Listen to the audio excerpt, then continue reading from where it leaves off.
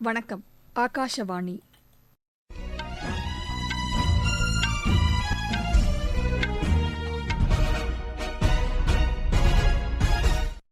செய்திகள் வாசிப்பவர் லட்சுமி ராகவன். தலைப்புச் செய்திகள்: காவல்துறை தலைவர்களின் 3 நாள் தேசிய மாநாடு இன்று ஜெய்ப்பூரில் நிறைவடைகிறது.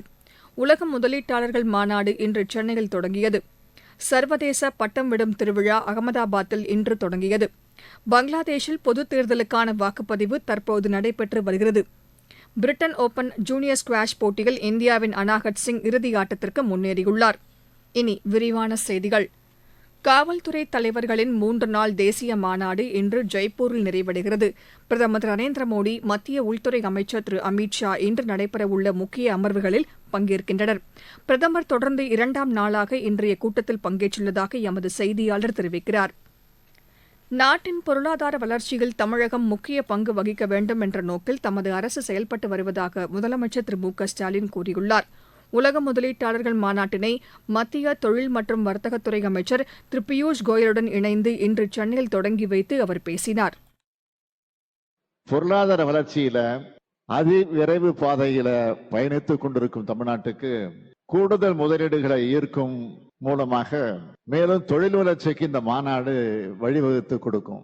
முதலீட்டாளர்களின் முதல் முகவரி மாநாடு தமிழ்நாடு தான் தமிழ்நாடு அங்கீகாரம் பெற்றிருக்கு. இந்தியாவோட பொருளாதார வளர்ச்சியை வடிவமைக்கிறதுல தமிழ்நாடு முக்கிய பங்காற்றணுன்ற குறிக்கோளோடு தான் 2030ஆம் ஆண்டுக்குள் தமிழ்நாட்டோட பொருளாதாரத்தை $1 டிரில்லியன் அமெரிக்க டாலர் அளவுக்கு உயர்த்தணும்னு ஒரு லட்சிய இலக்கை நான் நிர்ணயிச்சிருக்கேன். இந்த நிகழ்ச்சியில் பேசிய திரு பியூஷ் கோயல், $1,00,000 கோடி பொருளாதார இலக்கை அடுத்த 6 ஆண்டுகளுக்குள் எட்ட வேண்டும் என்ற இலக்கோடு தமிழக அரசு செயல்பட்டு வருவதை சுட்டிக்காட்டினார். இந்த இலக்கை மாநில அரசு எட்டுவதற்கு தமது வாழ்த்துக்களை தெரிவித்துக் கொள்வதாகவும் அவர் கூறினார். சூரியனை ஆய்வு செய்வதற்காக அனுப்பப்பட்ட ஆதித்யா அதன் இலக்கான L1 புள்ளியை நேற்று சென்றடைந்ததை அவர் சுட்டிக்காட்டினார். வரலாற்று சிறப்புமிக்க இந்த திட்டத்தின் இயக்குநர் திருமதி நிகர் ஷாஜி தமிழகத்தின் தென்காசி மாவட்டத்தைச் சேர்ந்தவர் என்பது பெருமிதம் அளிக்கக்கூடியது என்று அவர் தெரிவித்தார். இஸ்ரோவின் சாதனைகளில் தமிழகத்தைச் சேர்ந்த விஞ்ஞானிகள் முக்கிய பங்கு வகிப்பது மகிழ்ச்சி அளிப்பதாக உள்ளது என்றும் அவர் தெரிவித்தார். வளர்ச்சியடைந்த பாரதம் என்ற இலக்கினை எட்டுவதற்கு அனைத்து மாநிலங்களின் பங்களிப்பு அவசியமாகிறது என்றும் அவர் கூறினார். தமிழகத்தின் வளர்ச்சிக்காக மத்திய அரசு தொடர்ந்து பல்வேறு திட்டங்களை செயல்படுத்தி வருவதாக அவர் தெரிவித்தார்.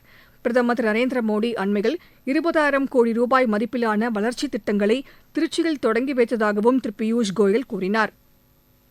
மக்களவை மற்றும் மாநிலங்களின் சட்டப்பேரவைத் தேர்தல்களை ஒரே நேரத்தில் நடத்துவது தொடர்பாக கருத்துக்களை தெரிவிக்குமாறு அதற்காக அமைக்கப்பட்ட குழு பொதுமக்களை கேட்டுக் கொண்டுள்ளது. முன்னாள் குடியரசுத் தலைவர் திரு ராம்நாத் கோவிந்த் தலைமையிலான குழு பொதுமக்கள் தங்கள் கருத்துக்களை வரும் 15ஆம் தேதிக்குள் தெரிவிக்குமாறு கோரியுள்ளது. 6 தேசிய மற்றும் 33 மாநில கட்சிகளிடம் இது தொடர்பாக கருத்துக்களை தெரிவிக்குமாறு இக்குழு ஏற்கனவே கடிதம் அனுப்பியுள்ளது. சட்ட ஆணையத்தின் கருத்துக்களும் கோரப்பட்டுள்ளன. மீண்டும் ஒருமுறை சட்ட ஆணையத்துடன் இந்த குழு விவாதிக்க உள்ளது. தெலங்கானாவில் காங்கிரஸ் கட்சி தேர்தல் நேரத்தில் அளித்த 6 உத்தரவாதங்களில் பயன்பெறுவதற்காக 1,24,00,000 விண்ணப்பங்கள் பெறப்பட்டுள்ளன. இதற்காக மாநிலம் முழுவதும் நடைபெற்ற கிராம சபை கூட்டங்களில் இந்த விண்ணப்பங்கள் பெறப்பட்டதாக தெலங்கானா அரசின் செய்திக்குறிப்பு தெரிவிக்கிறது. விண்ணப்பங்களை சமர்ப்பிக்க தவறியவர்கள் சம்பந்தப்பட்ட அலுவலகங்களில் தொடர்ந்து சமர்ப்பிக்கலாம் என்றும் அதில் குறிப்பிடப்பட்டுள்ளது. அரசு பேருந்துகளில் மகளிருக்கு இலவச பயணம், விவசாயிகளுக்கு 2 லட்சம் ரூபாய் வரை கடன் தள்ளுபடி, மகளிருக்கு மாதந்தோறும் உதவித்தொகை உள்ளிட்டவை இந்த 6 உத்தரவாதங்களில் அடங்கும் என்று எமது செய்தியாளர் தெரிவிக்கிறார். நீங்கள் கேட்டுக்கொண்டிருப்பது ஆகாஷவாணியின் செய்தி அறிக்கை.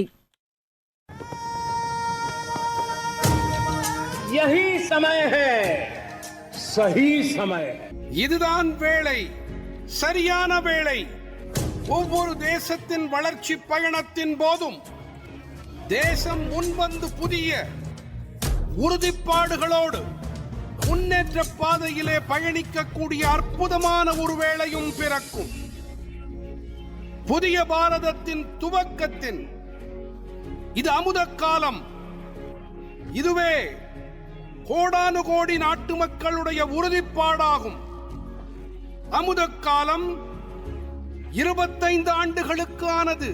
ஆனால் நாம் நம்முடைய லட்சியங்களை அடைவதற்காக இப்போதிலிருந்தே முனைப்புடன் செயல்பட வேண்டும். भारत को गढ़ने का समय है। நாடு முழுவதும் மேற்கொள்ளப்பட்டு வரும் நமது லட்சியம் வளர்ச்சியடைந்த பாரதம் யாத்திரை பொதுமக்களிடையே பெரும் வரவேற்பை பெற்றுள்ளது. மத்திய அரசின் திட்டங்கள் குறித்து விழிப்புணர்வை ஏற்படுத்துவதோடு விடுபட்ட பயனாளிகளுக்கு திட்டங்கள் சென்றடைவதை உறுதி செய்யும் நோக்கில் இந்த யாத்திரை மேற்கொள்ளப்பட்டு வருகிறது. தமிழகத்தின் காஞ்சிபுரம் மாவட்டத்தில் நடைபெற்ற இந்த யாத்திரை நிகழ்ச்சியில் ஏராளமானோர் பங்கேற்றனர். இது தங்களுக்கு மிகவும் உதவிகரமாக இருந்ததாக இதில் பங்கேற்றவர்கள் எமது செய்தியாளரிடம் தெரிவித்தனர். காஞ்சிபுரம் மாவட்டம் வாலாஜாபாத் வட்டம் உள்ளாவூர் கிராமத்துலேருந்து என் பேர் சந்தியா. போஸ்ட் ஆஃபீஸில் இந்த மாதிரி திட்டம்லாம் இருக்குன்னு எங்களுக்கு தெரியவே தெரியாது. ஆனால் இப்போ இந்த அளவுக்கு திட்டம் இருக்குன்னு சொல்லிட்டு இப்போ நாங்கள் அதை தெரிஞ்சுக்கிட்டோம். இதுக்கப்புறம் என் பொண்ணு என் பையன் அவங்க எல்லாருக்கும் நான் சிறு சேமிப்பு திட்டம் மூலிமா செல்வ மகள் திட்டம் மூலிமா நான் காசு போட்டு பயனடைய போகிறேன். மோடி அரசாங்கத்துடைய கேஸ் 300 ரூபாய் மானியம் இப்போ எல்லாருக்குமே தெரிவிச்சிருக்காங்க. அதையும் பண்ணிக்கோங்க. இப்போ அது எல்லாமே எல்லாருக்குமே பயனடையும். எல்லாருமே தைரியமா பண்ணலாம். காஞ்சிபுரம் மாவட்டம் வாலாஜாபாத் வட்டம் உள்ளாவூர் கிராமத்துலேருந்து என் பேர் மஞ்சுளா. எங்களுக்கு போஸ்ட் ஆஃபீஸில் நிறைய திட்டங்கள் தெரியாமல் இருந்தது ஒரு சிலது. இப்போ இவங்க இது எடுத்ததுல எனக்கு எல்லாமே தெரியுது. என் பசங்களுக்கும் போடுவேன், எங்கள் வீட்டுக்காருக்கும் போடுவேன். நாங்களும் இதில் சேஃப்டியாக இருப்போன்றதை நான் உறுதியாக வைக்கிறேன். நன்றி. என்னோட பேர் பிரித்திமா. தேவரிமாக்கு கிராமத்துலேருந்து நாங்கள் பேசுகிறோம். சிலிண்டரை பற்றியும் பேசியிருக்காங்க. வறுமை கோட்டை கீழே இருக்கவங்க எல்லாருக்குமே சிலிண்டர் இல்லாதவங்களுக்கும் பயனுள்ளதாக இருக்கும். வேணுன்றவங்க இதை பத்தி எடுத்துக்கலாம்.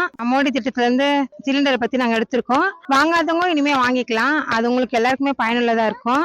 அது மட்டும் இல்லாம செல்வ மகள் திட்டத்தை பத்தி சொல்லியிருக்காங்க. நீங்களும் அதை பயனடைங்க. இதுல எல்லா பெண் குழந்தைகளுமே சேர்ந்துக்கினா ரொம்ப நல்லது. சர்வதேச பட்டம் விழும் திருவிழா அகமதாபாத்தில் இன்று தொடங்கியது. அம்மாநில முதலமைச்சர் திரு பூபேந்திர பட்டேல், மாநில அமைச்சர்கள் மற்றும் உயர் அதிகாரிகள் தொடக்க விழாவில் பங்கேற்றனர். தொடக்க விழாவில் பல வண்ணங்களில் பறக்கவிடப்பட்ட பட்டங்கள் பார்வையாளர்களை வெகுவாக ஈர்த்தன.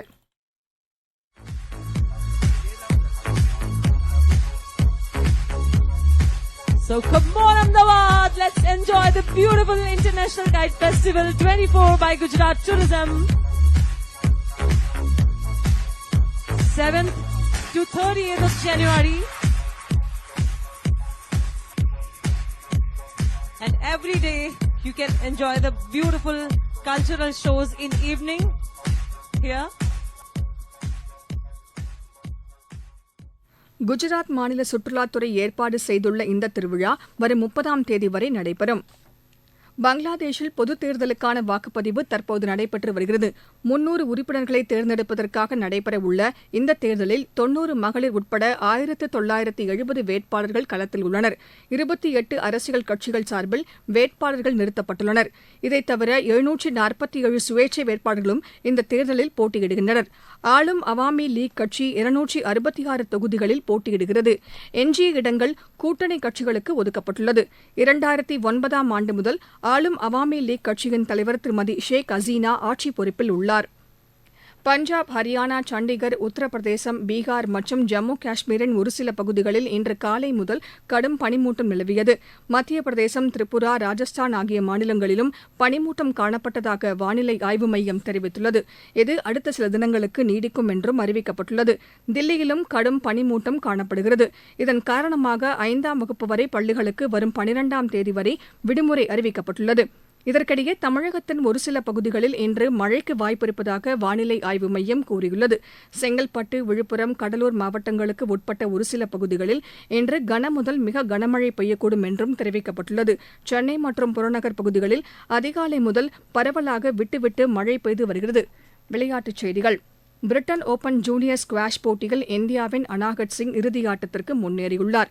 பர்மிங்ஹாமில் நடைபெற்று வரும் இப்போட்டியின் 17 வயதுக்குட்பட்டோருக்கான மகளிர் ஒற்றையர் பிரிவில் அவர் 11-7, 11-9, 12-10 என்ற செட் கணக்கில் எகிப்தின் பார்ப் சமேயை வென்றார். தாய்லாந்தில் நடைபெற்று வரும் சர்வதேச சேலஞ்சர்ஸ் டென்னிஸ் போட்டியில் இந்தியாவின் ராம்குமார் ராமநாதன் பிரதான சுற்றுக்கு முன்னேறியுள்ளார். இந்தியா, ஆஸ்திரேலியா இடையேயான 2வது மகளிர் டுவெண்டி கிரிக்கெட் போட்டி இன்று நடைபெறுகிறது. மீண்டும் தலைப்புச் செய்திகள். காவல்துறை தலைவர்களின் 3 நாள் தேசிய மாநாடு இன்று ஜெய்ப்பூரில் நிறைவடைகிறது. உலக முதலீட்டாளர்கள் மாநாடு இன்று சென்னையில் தொடங்கியது. சர்வதேச பட்டம் விடும் திருவிழா அகமதாபாத்தில் இன்று தொடங்கியது. பங்களாதேஷில் பொதுத் தேர்தலுக்கான வாக்குப்பதிவு தற்போது நடைபெற்று வருகிறது. பிரிட்டன் ஓபன் ஜூனியர் ஸ்குவாஷ் போட்டியில் இந்தியாவின் அனாகட் சிங் இறுதியாட்டத்திற்கு முன்னேறியுள்ளார். இத்துடன் இந்த செய்தி அறிக்கை நிறைவு பெற்றது.